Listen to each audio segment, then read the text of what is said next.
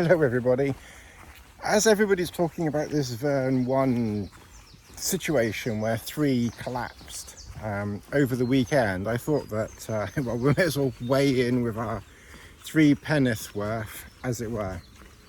It does seem to me that people were highlighting this tent as being the Soulo killer and all that nonsense, which really is just ridiculous when it's brand new out, you know, being out a month, a day, and people are saying it's going to take over from the Hilleberg Soulo. One thing I didn't realise, and just looking at the forums and the groups, and there does seem to be a design potential weakness, and it seems that the Vern 1, the front and the back loops, they're quite shallow, and that they kind of go like that, as it were. Whereas if you look at the Soulo loops, the Soulo loops, they're much steeper.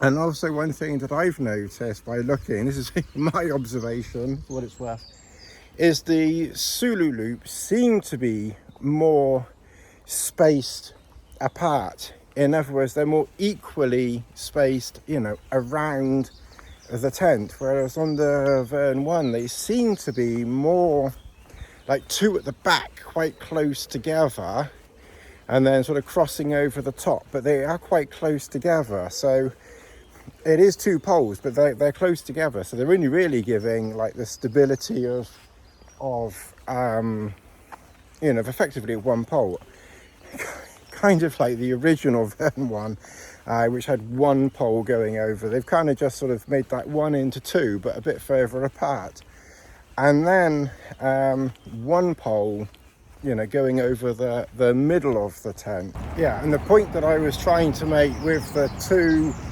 poles front and back quite close together is if the wind hits that, it's just going to push straight down and into the tent, and then potentially, I guess, you know, snap a pole or something like that. So it's probably not the strongest of designs, having 2 poles quite shallow going over the length of the shelter.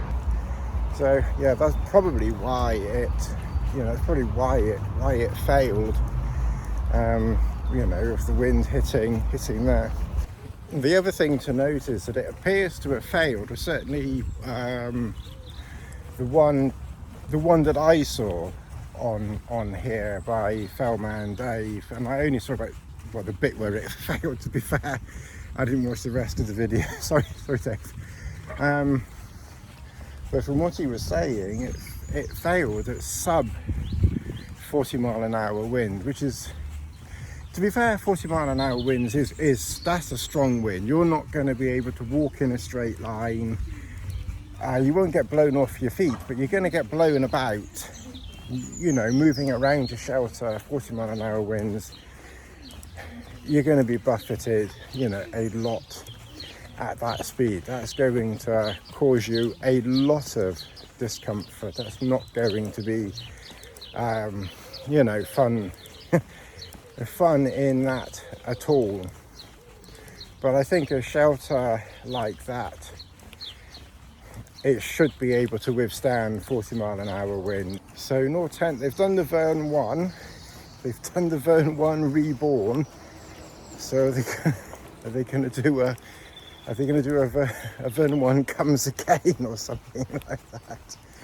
Maybe have to redesign it, or just put a sign on your tent.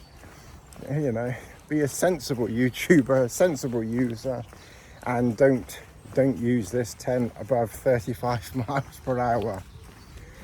And that's gusts of 35 mile an hour, because of course, you know, you could check the weather and think, oh, it only says 20 or 25, but you could easily get some gusts, you know, that are in the 35, 40 mile an hour mark, and take that thing out.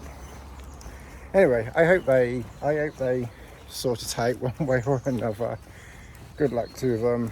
Yeah, I just wanted to waste a few moments of your time with a few thoughts on that people need to be a bit careful when they're just getting stuff for free and flogging it on, like literally, you know what I mean, you know, and then, you know, promoting it as the best thing ever when it's not even being tried or tested. I mean, it's literally being used, you know, a handful of times by a handful of people, and then it's got found out.